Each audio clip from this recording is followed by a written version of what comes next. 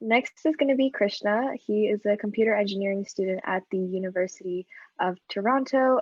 He likes technology, physics, and football, and he is passionate towards productivity and meta learning. Hey everyone, I'm just going to share my screen.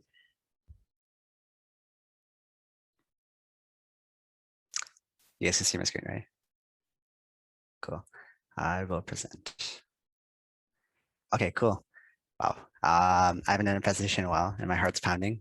So this is very, very interesting experience. Yeah, staying motivated. I think as Tunupa mentioned, I'm very passionate about productivity and meta learning. School was not the easiest in like post-secondary. It was very difficult and I felt like life was happening to me. And I wanted to shift my mindset into a way where I had more control over what was happening towards me, more control over my goals and being able to achieve what I wanted to achieve and like what I knew I was capable of achieving. So this journey into productivity and figuring out what is the correct way to learn and what is the correct way to continuously grow. It it happened. It was very good until the pandemic happened, and then after a couple months of isolation, it kind of exploded where I just felt burnt out. I no longer had motivation to continue. Um, even just doing stuff that I love, like, learning about physics or like learning about, new technologies and stuff like that, which is very addicting.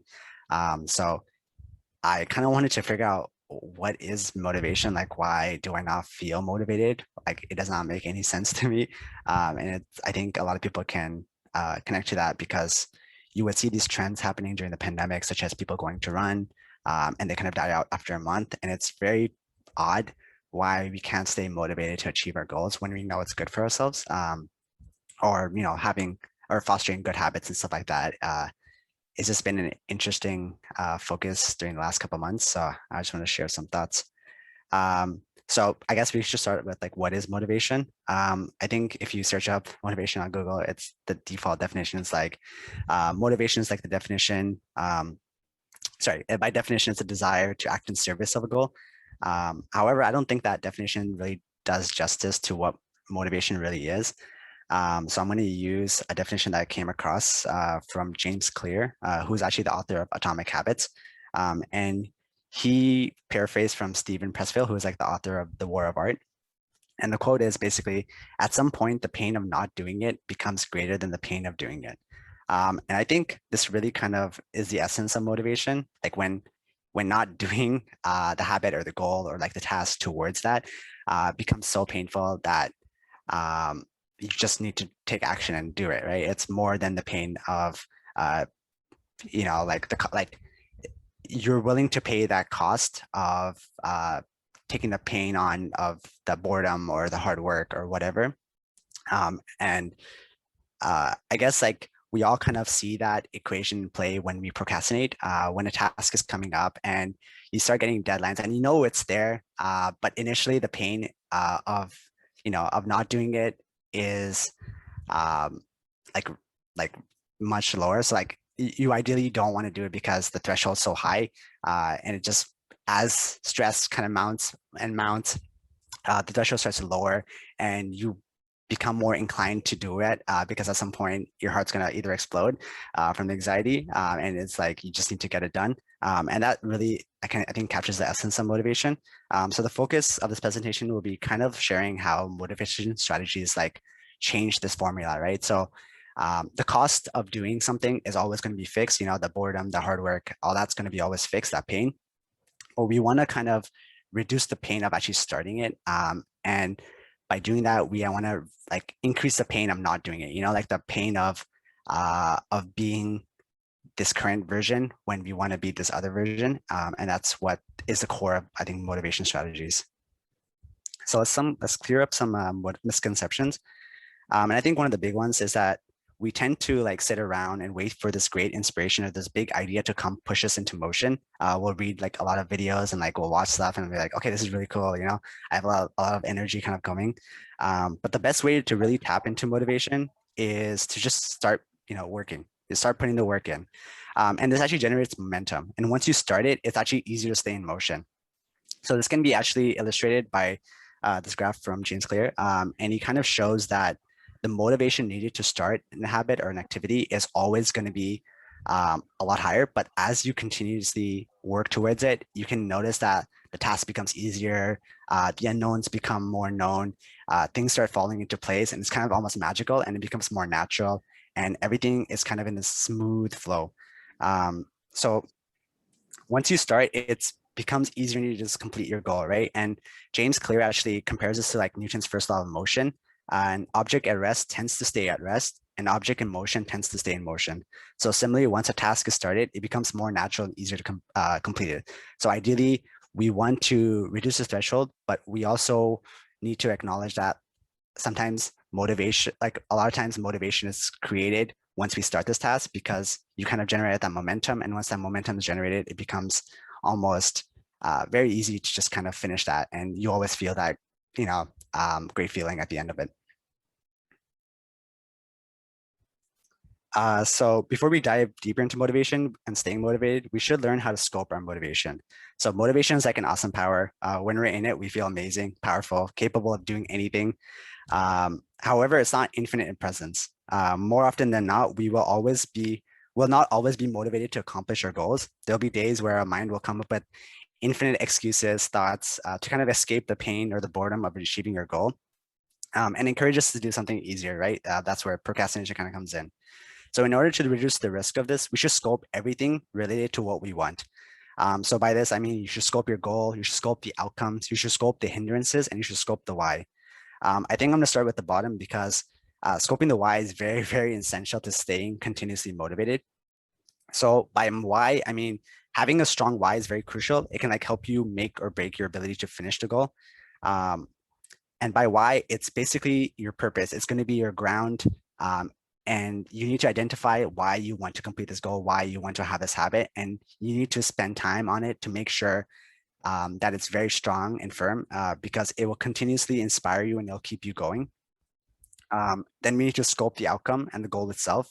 This is also very crucial because motivation really works best when there's like a single pointedness in our mind. Our brains are not multitasking machines that people claim them to be. Studies have shown that focusing on one thing at a time is where we operate at peak efficiency. So having a singular, well-defined goal will allow us to see results sooner, and it'll also help us engage our motivation more strongly. So having a kind of like a scoped goal and outcome also kind of helps reduce the unknowns we have. If your goal is just to start, like become become an athlete, we want to scope that a little bit more because to become an athlete, there's like a lot of unknowns, like what type of athlete do you want to be? How far do you want to get? Like all these kind of unknowns need to be set in stone into some extent. And this will allow you to prevent any hindrances in your journey because we all have a strong tendency to move like towards predictability, and any unknowns will like result in this U-turning away. And it makes it harder to like really start our task or our habits. And lastly, we want to scope our hindrances.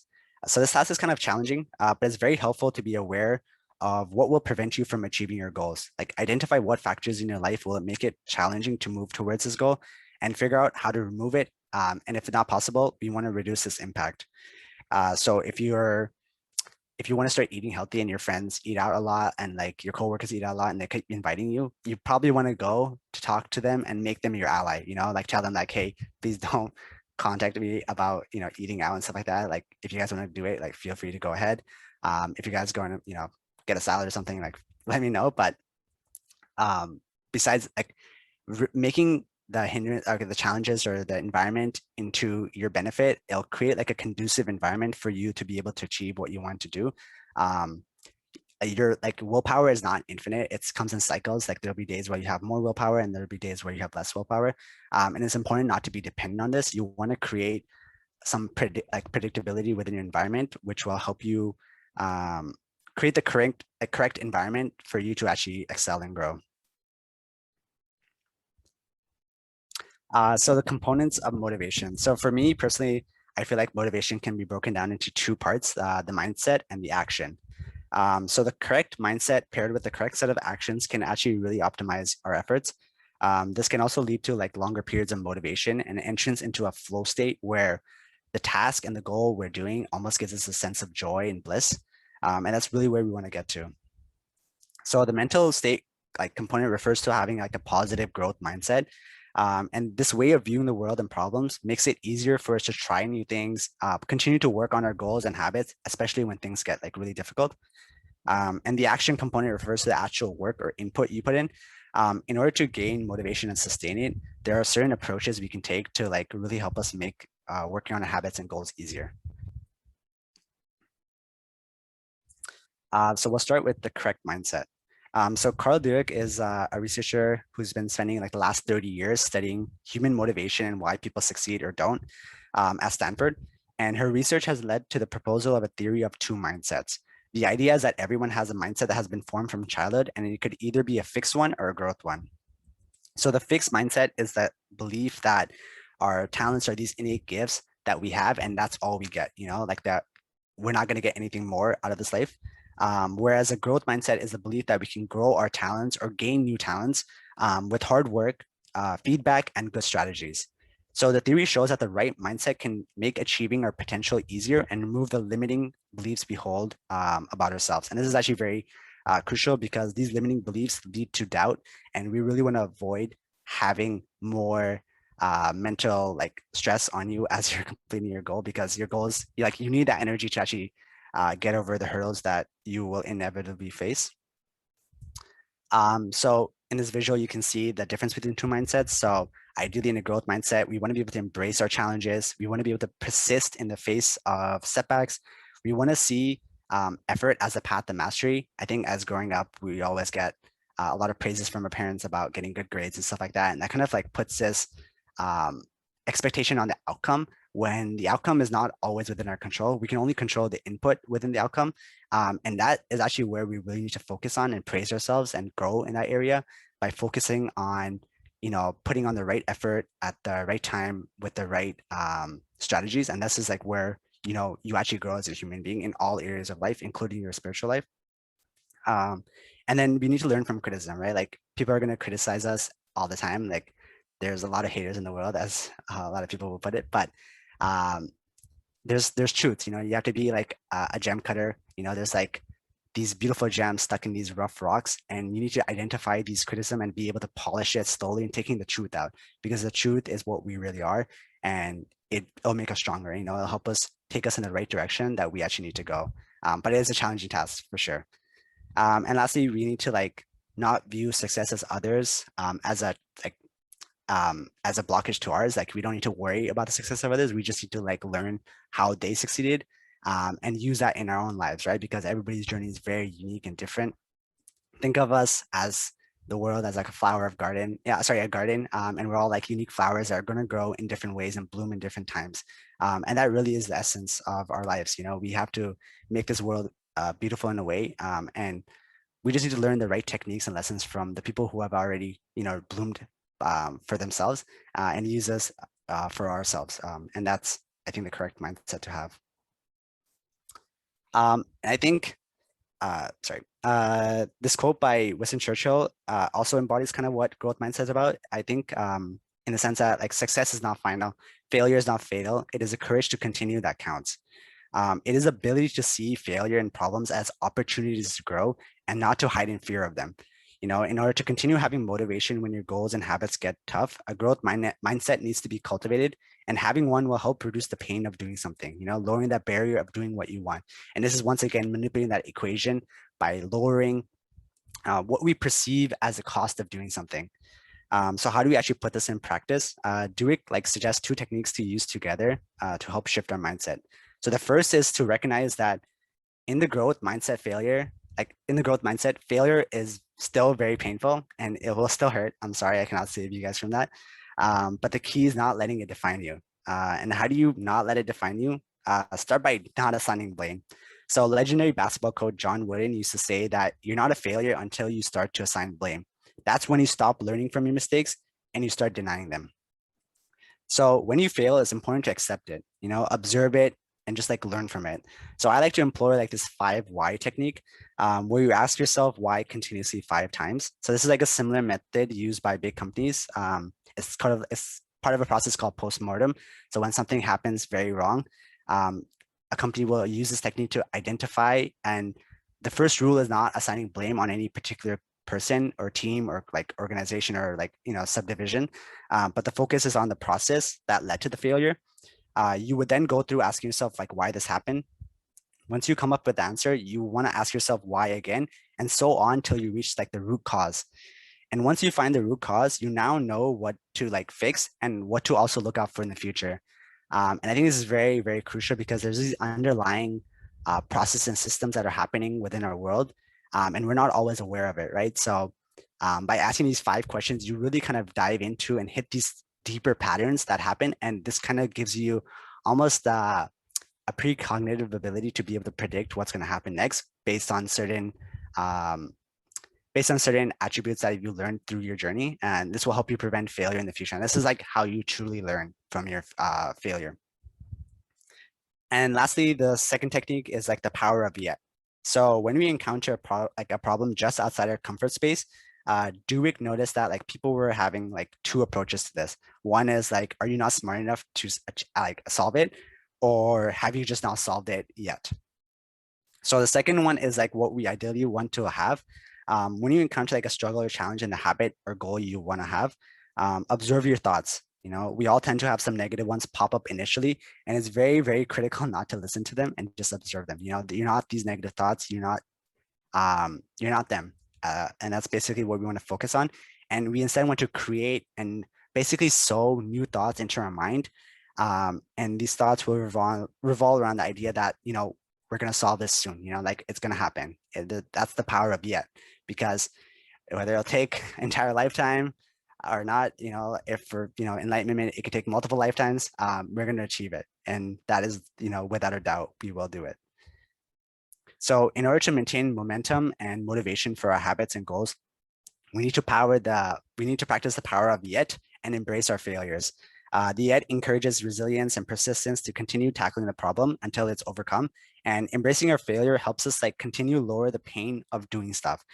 We become more desensitized to our fears, our judgments, and all these thoughts that kind of really restrict us. They create like almost like an illusion in front of us that, oh, this is like such a huge task, but really, once we kind of clear these clouds and become more desensitized, we realize that they just, it's just like a normal task, and there's like a set cost, but you're more willing to pay it because you're kind of free from this worry, I guess. So let's talk about some actions. Now that we kind of understand what mindset we want to have, we can learn about techniques that can help us optimize our efforts. So successful people somehow magically seem to be always doing bigger and better things. It's like they have this infinite source of motivation and like willpower. I mean, you guys seen Elon Musk just kind of go crazy with like going into space and like with Bitcoin. It seems like he's just conquering everything he kind of touches. The truth is like they don't have this like magical power. They're just like us. And I really want to emphasize this. The difference is that they have rituals, they have schedules, and they really just schedule their motivations and stick to it. So by doing so, they kind of stop wasting their mental resources deciding where or when to do this work. And I think this is a great quote from Twyla Tharp's book. And she's like one of the greatest like dancers and choreographers of the modern era. But her quote is basically, I begin each day of my life with a ritual. I wake up at 5:30 a.m., put on my workout clothes, my leg warmers, my sweatshirts, and my hat. I walk outside my Manhattan home, hail a taxi, and tell the driver to take me to the Pumping Iron Gym at 91st Street and First Avenue, where I work out for 2 hours. The ritual is not the stretching and the weight training I put my body through each morning at the gym. The ritual is the cab. The moment I tell the driver where to go, I have completed the ritual. It's a simple act, but doing it the same way each morning habitualizes it. It makes it repeatable, easy to do, and it reduces the chance that I would skip it or do it differently. It's one more item in my arsenal of routines and one less thing to think about. And I think that's why a lot of successful people are able to reach where they are, is because they stop worrying about, where to find this motivation and how to create it. They kind of just schedule it, a motivation, like I'm gonna if my goal is to like work out every day, become an athlete, for example, once again, right? And I scoped it down to like, running a marathon, for example, as my first step. My habit would be, running every day, maybe at 7:30, and that's like schedule, like I set that and I just need to do it, right? And in order to create a good routine, like for me personally, before I run, I kind of just fill up my water bottle around 7 and I kind of place it, I take a sip of water and then I get up and it's kind of go time. Like that's my ritual and that kind of has set in and it's kind of a trigger almost in the sense that it reminds me that, okay, time to put on my socks and go and start running. And I think scheduling time to like work on your habits and goals and create routines which make it almost effortless to begin starting a task. This way you can like save your energy and strength for when things get tougher. So how do we kind of make this like motivation into habit? And I think the best person I could reference for this is like James Clear again. And he kind of describes like 3 steps for this. One, you need a good pregame routine. So you want to make it so easy and effortless that you can't say no. And it'll also act like as this trigger. And then your routine should get you actually physically moving towards your goal. And then number 3, you need to follow the same pattern every single time. So use your schedule and routine to like create this trigger for you to begin working on your habit or goal. And then you want to go through your motion, and it's important to be like as close as to the physical motion as possible. So if your goal is actually to like write a novel, your physical motion in this sense would be the actual manual writing. Like, like you are aware of the moment that you're writing, you're mindful of that moment, and you're kind of focusing your energy on that, right? That physical motion will give you that appreciation that you're kind of like taking steps towards that goal. And it'll give this positive feedback loop in your mind, which will make that kind of working on that task easier and easier each time. So like, for example, you might say like, if you're ideating and like trying to figure out like an idea for that novel, just start scratching, scribbling some ideas down, make a mind map, do something physical, and that will really help you kind of feel motivated and give you that energy that you need to like continue working on this goal. And the last step is very simple. You just got to stick to what you said. Like whatever you said, it's kind of do or die. Like you need to do this, otherwise you're gonna die. And I kind of having that mindset might be a little bit extreme, but it really kind of like forces you to like show up every day. You might not always feel the greatest when you're there, but you need to show up. So how do we kind of have like a long-term motivation? How do we like foster that growth? So I like to follow a Goldilocks rule, and I learned this from James Clear once again. He talks about we want our like make our next step or task the right level of difficulty so that it's just enough to challenge us, but it's not enough to like psych us out or make us afraid. So if you want, if you make our task below our abilities, it becomes really boring, and we find it very like just boring and bland. And if you make it too big, it can be very difficult and prevent us from actually starting. So we really want to make sure that our task is correctly set to our abilities. And this is very difficult. It's not like an easy thing to do. But ideally, you want to set a task with where you kind of know 70% of what's happening, but like there's like a 30% unknown. And that kind of like gives you an opportunity to challenge yourself and engage yourself and build this kind of motivation. I also recommend measuring your results right after and getting feedback if possible. Now, this is very, very crucial because your brain actually wants to see you progress, right? If you're just spending an hour and you do this run and whatever, your brain doesn't understand that. It just thinks that you just ran, like it doesn't understand that you're moving towards a goal or anything, right? Seeing that kind of growth and seeing that progress is what really kind of helps us make our habits into, make our motivation into like a habit and make make it easier for us to continue working towards our goals. So it's very important to try to figure out a way to measure your results as you're moving along and try to visualize yourself getting closer and closer to your goal. And I feel like that's a great way to give positive feedback loops to your brain. Okay. So like sometimes like inevitably we'll experience like dips in motivation like I have. And while there isn't like any magical solution, I can suggest some suggestions. So your mind is a suggestion engine. So consider every thought you have as a suggestion and not an order. Your mind will suggest to you that you're tired or this or that. In order to be able to combat these thoughts, you need to pause, take a breath, give yourself a second to just come up with new suggestions, like such as I feel very good when I accomplish this task. Like, there's always a great feeling when you do something like after some hard work. Kind of focus on that. You also want to, um, like, I should respect this future version of myself I'm creating. And it's important to note that like thoughts are not you. They don't have power or any power actually, unless you actually listen to them or take action from them. So take them as a suggestion and forge your own path. The second one is discomfort is temporary. So you have to remember that the discomfort of starting is work is like one we all had, but it's just temporary. Life is more easier than we ever had before. 100 years ago, people were literally starving from the Great Depression. But today you might have complained about your phone not charging fast enough. So keep perspective. Life is very good. And the pain and discomfort is just temporary. We need to step into it and let it empower us, because once we do it, we always, feel better from it. And then you'll never like really regret doing, you'll never regret good work once it's done. And I think this is very true. I can promise you, like, no one has ever finished a habit not feeling happy having done it. So like put those rep in, get the work in, and slowly build yourself for greatness. We all want stuff to be easy. We want it to be masters. But the amount of work like really deters us. So I think a great quote by Roosevelt was that he said, far and away, the best prize that life has to offer is the chance to work hard at work worth doing. And I think this is like really another essence of life where like we really just need to focus on the work and let it absorb us and help enjoy that growth that we're going to experience, and kind of like focus on the journey rather than the outcome. And lastly, this is life. Um, sometimes like you're not feeling motivated. You have to realize this is another moment in your life, and life is really just a collection of hundreds of thousands of daily battles and tiny decisions that we make to either gut it up or give up. So if you feel the doubt and like resistance in you, this is another moment in your life where you can decide what you want to do. It's like those books where you get to like kind of like pick your own adventure.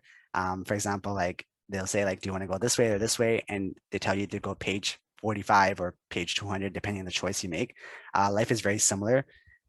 So this decision that you make at that moment will also say like have some role in shaping your future. So live the moment in a way you would be happy with, minimize your regret at that moment and choose a moment that I think that you ideally want, and work towards like a better version of yourself. And I think that's about it. So thank you everyone for listening to my presentation. I hope you found it informative and useful. We can now open the floor up to any questions.